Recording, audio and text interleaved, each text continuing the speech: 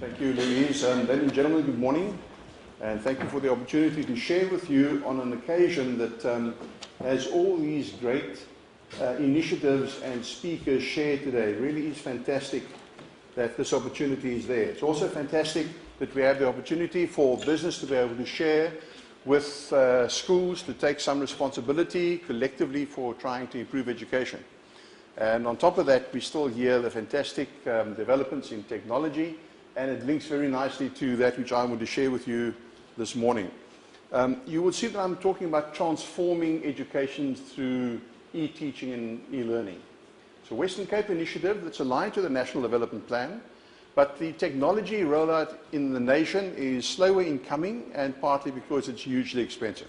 Western Cape government has taken a particular stand on creating an enabling environment that can utilize technology to transform education. That transformation is going to come about by ensuring that classroom practice changes, that methodology and pedagogy changes, and that we enable and support learning. And therefore the whole exercise is not technology for the sake of technology, but technology for the sake of enhancing learning. So we're speaking about enhancing new experiences. It came about a number of years ago, it started a number of years ago, when the Western Cape government decided to launch a broadband strategy. That strategy has 4 strands to it: connecting citizens, connecting communities, connecting business, particularly small entrepreneurial business, and connecting government.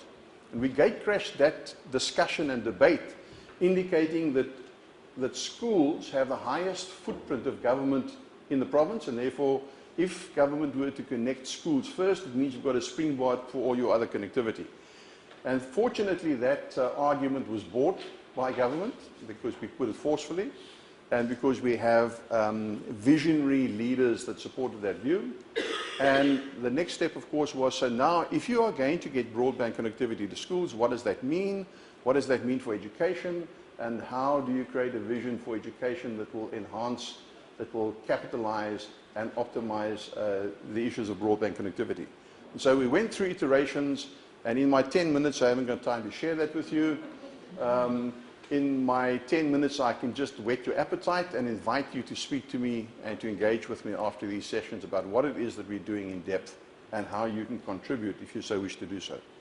We created a vision. It's a 30-year vision, a 20-year vision. It's not a short-term vision, because you don't transform education in the short term. You transform education by small steps, by doing the kinds of things that Partners for Possibility are doing in a number of schools. And by adding all of that up collectively, you have quite a significant engagement. Clearly, if you're in education, you must do everything you do to improve outcomes. So that's part of what we need to do. But it's also short-sighted to think that introducing technology into education will, per se, improve outcomes. In fact, we are de-linked from kids in our school system. And we are de-linked from the requirements that kids will have in their lifetime post-schooling. And so the second part of that vision is preparing our kids better for the reality of the 21st century. Starting to create the skills that they require, starting to focus on those skills, over and above the fundamental, rudimentary, foundational learning that all kids need. And so that's the process. Now, when we started out, we recognized the long-term strategy, and that's what you see there. It's at least a 20-year strategy. The goals are the same. And in the latter part of that strategy, the Western Cape government, the politicians, if you like, then said, education has got something here. It's worth identifying and noting that in real terms, they can actually transform education. And so the Western Cape government elevated, if you like, to a game changer. They've got about 7 game changers that they think are fundamental in leveraging change in the province and delivery in the province. And the e-learning game changer of the Western Cape Education Department is one such game changer. And that game changer has got a 3-year, or if you like, a short-term focus, which is great from my perspective as an educator, because it means that government puts their money where their mouth is. They fund it, they dedicate resources to it, they put in targets, and they have a delivery unit that drives the delivery. And that's part of the fantastic things about the short-term game changer. It's also telling you and I that, in fact, government is serious about it if it elevates it to the game changer. Now, the strategy has got 6 elements to it, 6 streams to it, if you like. It's a complex thing. If you want to transform education through the use of technology, it's a very complicated and complex process. And there are 6 streams in it. The first one is to create an advocacy, a culture in the entire organization, amongst parents and others, that understands why you are doing it, what you want to do, and what the potential benefits of it is. And one thing we're useless at is communication. Absolutely useless as government. And one of the things that is included in that is communicating about our strategies, where we're going and why we're going, and slowly bringing more and more people aboard. So it's quite a fundamental enabling stream. The second one is the introduction of e-infrastructure. Now, Paul was talking about the importance of connectivity, and connectivity charges in this country are ridiculous, and education has not benefited at all from it. And here and there we get a bit of zero rating of some data charges, for example. It's not a scratch of what we require. So the Western Cape government has decided, slightly differently to Gauteng, is not to primarily focus on putting devices in initially, but in creating the enabling environment. And that enabling environment means that by the end of this financial year, every school in the province will have high-speed broadband connectivity. When I say high-speed, it is better than anything that we've recognized or seen in this country before. The specs say that all of 1,000 kids in a school must simultaneously, through this wide area network that's been created, be able to download and upload video, sound, data without any deterioration in speed or quality. It's significant. It means that any guy, if they want to download videos live from an online source, can do so without any deterioration. No buffering, none of that nonsense. Because if you do that, the moment a teacher has to wait or a kid gets despondent, you can forget about your strategy. So the enabling environment is creating that infrastructure. At the end of this financial year, all schools will have it. Second thing is the third stream is e-technology. That e-technology means what happens in the school. So we're creating smart classrooms. The snazzy device which Paul had there and packed back in his bag and didn't leave for us is a visualizer, is part of that technology classroom rollout or smart classroom rollout. And it includes teacher technology, it includes slim labs for access and connectivity. It includes learner devices, obviously, which will be part of the rollout, whether it's bring your own device, cell phone technology, or tablet technology. Quite a significant one. Now, that, if you like, is enabling to a large extent. There are 2 other key factors that are fundamental to the learner actually gaining from the technology rollout or from the e-learning rollout. That is the teacher. Absolutely central and fundamental to the process. So a very, very large part of the strategy is teacher development over a number of years. Recognizing that teachers must grow through levels, that we create opportunities for them. And the one thing that I will say is I'm energized by the fantastic approach that our teachers in this province are showing. Week after week, weekend after weekend, there are hundreds of them throughout all 8 districts giving their time for training, and they're not the young yuppies. They are younger than I am, but kind of the middle-aged group of teachers, and that's a fantastic thing to show. Part of the reason is because we're not starting from a tabula rasa. We've had 12 years or 10 years of the Kanya project that has put a base in this province that has created a bit of a stability. There was a dip in the last 4 or 5 years prior to this strategy coming in place, and we're accelerating past that.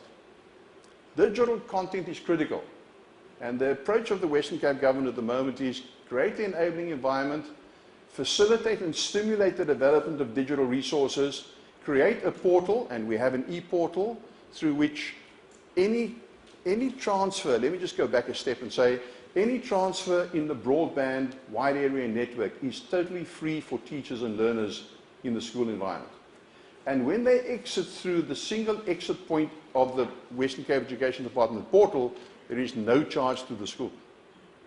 So our efforts in content is to stimulate content development and content creation, then get a partnership so that that content is available through our portal free of charge to kids. Now, of course, that's not going to help the paper videos of this world because there's financial input that has to go into that. That's where the partnerships come in, that we'll speak about more and more. Of course, there are thousands of free, open source digital resources that can support the entire curriculum. And the WCV is scanning that field and enabling the availability of resources. But it's not enough. It's just starting to scratch the surface. So creation of digital content and portal is essential. And then e-admin, making life easier for teachers, making life easier for schools, ensuring that we have appropriate data to take decisions on. The Western Cape already has of the best education data through their SEMA system, live online data, but it's again just starting out in the exercise. We want to create classroom opportunities, admin, for example, learning management systems, classroom management systems, etc., that will make the lives of teachers so much easier and enable them to teach effectively. So those are the 6 streams of the strategy. And I want to conclude with just telling you what we have planned, what is budgeted for, what is happening, and then, of course, anyone that wants to partner with us, and I will call for those partnerships, then you can see where you are able to partner if you should so wish. I spoke about the broadband or WAN connectivity. About 1,300 schools. We're more than halfway done as I speak. And that must be done by the end of this financial year, by March of next year.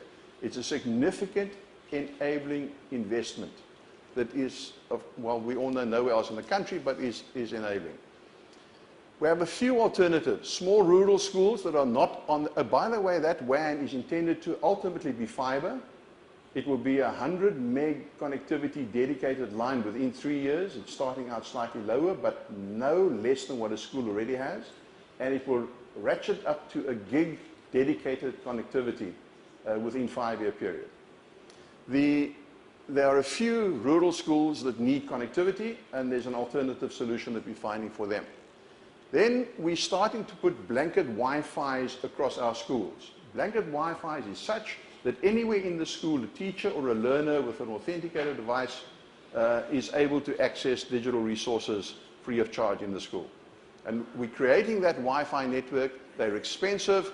We already have 61 of the 178 that we wish to do within this financial year. It will be done. It's fully budgeted for, despite the rand-dollar exchange rate, which is pushing the limits. But we will manage that. And we will have more than 1/3 of our schools with these high-speed, local area Wi-Fi networks blanketing a school by the end of a 3-year period. Smart classrooms, we would wish to start. We've got about 36,000 classrooms. This is not an expensive feature for guys who want to donate, for example. But if we wish to put in 40% of all classrooms in a 3-year period, which is our target, 40% of all classrooms in a 3-year period, we must do 14,500 classrooms. We have already done slightly under 4.5. We'll do 1.4 this year, 1.4 that year, 1.4 the next year. So again, 4, 5, 6, 7, 7,000, 8,000, 8,000 or so of the total 40% in the next 3-year rollout. Then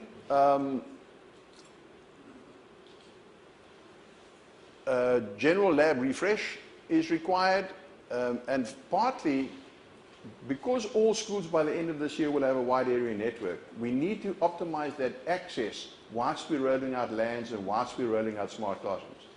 So we wish to put in a slim lab engagement that kids can, in a school, from 7 to 7 in a day, note 7 to 7, Isabella, 7 to 7, Mr. Clark, 7 to 7, can access digital resources through that network. And that means 450 a year for the next 3 years. That's a hell of a challenge. And part of the issue is the technical challenge that ensures that we are able to do what we need, but do not need to pay 150,000 rand a lab to put in the high-level technology that's required. Learner devices, we've got 1 million kids. Very soon 1 million kids will have a device. Whether it's an Android, cell phone, many have already. But for the time being, we are targeting learner devices in, over 2 years, 16 model schools that we're creating, where all learners in that school will have access to digital resources. We already have about 4,200 devices rolled out, They will be high security, they'll be garishly branded. They will have a poison pill insert that can cut it out, that can trace it, etc., to try to eliminate any theft and non-return, etc., of the tablets. It's a challenge, and it's not an easy thing to do. Then there are also universal service obligation rollouts that the telcos are doing in partnership with the national government. We have a small share of that. And lastly, we must continue to maintain the upkeep of refreshing our subject labs as we go along. Those are the 6 streams. I shared with you the broad picture. I shared with you the money that's going into that, huge amounts of government money that's going in. There will be communities that will support. There are options, for example, for part funding of a LAN, where a school has some money that they can contribute partly in it, and so they can expand the numbers. And anyone that wishes to partner with government in helping to accelerate this process is welcome to engage and to do so in whichever way you want to.